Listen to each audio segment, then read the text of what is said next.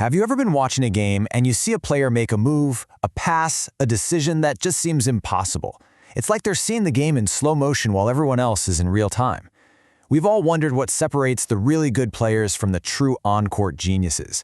And what if I told you the secret isn't just about physical skill, but about a completely different way of seeing the entire game? Let's get into it. You know, this is the question we've been trying to answer for decades, right? We've tried to bottle it up into this concept of basketball IQ. It's been our go-to metric for a player's smarts. But what if that whole standard, that whole way of thinking, had a massive blind spot? One that misses the single most important element on the court. So before we can really dig into what's missing, we've got to understand what we're building on. We need to look at the classic model, the traditional playbook for basketball intelligence that's been coached for years and years. For a long, long time, this was the answer. This mind map here was pretty much the gold standard. It breaks down basketball IQ into these 7 key areas.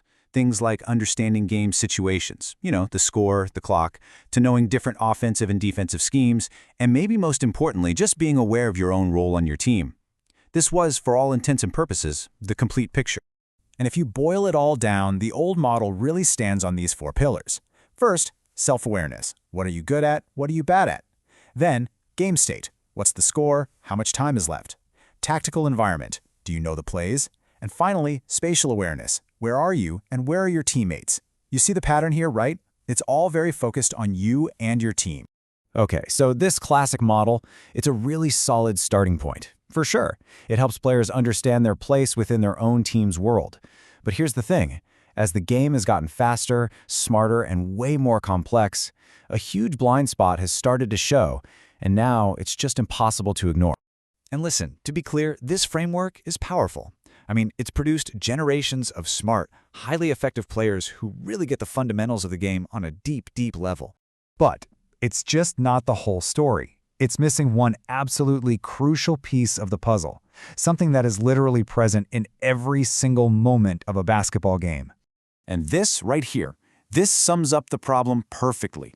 The old way of thinking treats the opponent like a static variable. It's kind of like playing chess against a really basic computer program that just makes the same predictable moves over and over.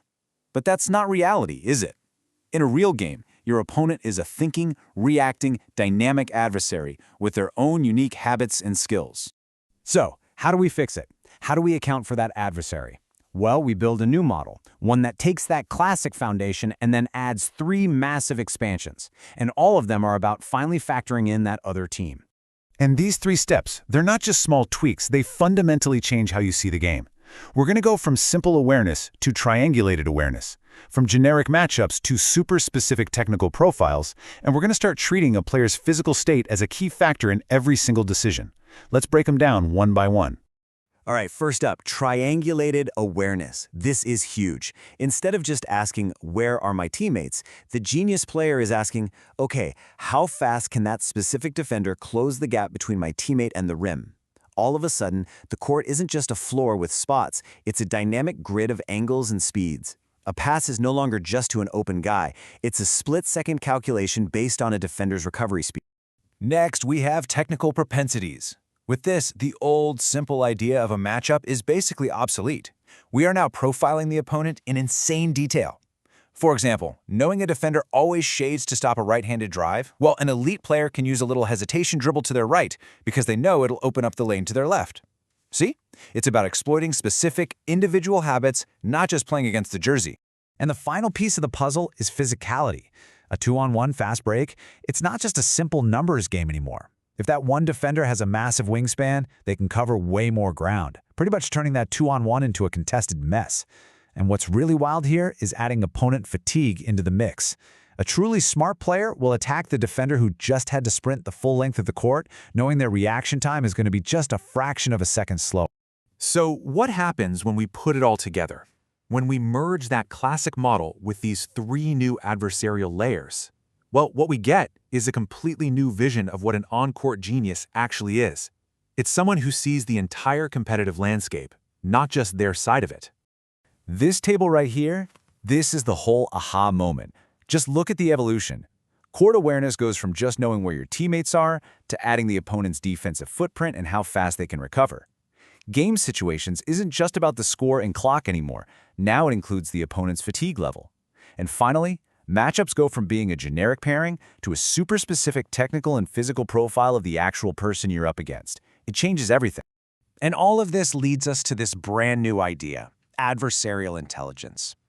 It's the ability to take what you know about yourself, your own strengths and weaknesses, and constantly measure it, in real time, against the complete, detailed profile of your opponent. Let me put it another way, because this is the best analogy for it. The old basketball IQ was about playing the chessboard. You know the rules, you know how your pieces move. But this new adversarial intelligence, that's about playing the grandmaster. You're not just playing the game anymore. You are playing the person across from you, with all their tendencies, their tells, and their weaknesses. And this is the ultimate payoff. This is what it's all for.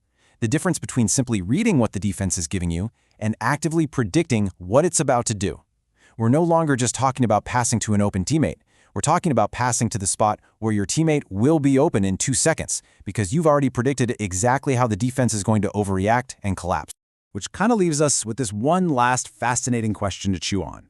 If you can process all of this data in a split second, your opponent's physical state, their technical habits, their recovery speed, and use all of it to predict their next move, are you even playing the same game as everybody else on the court?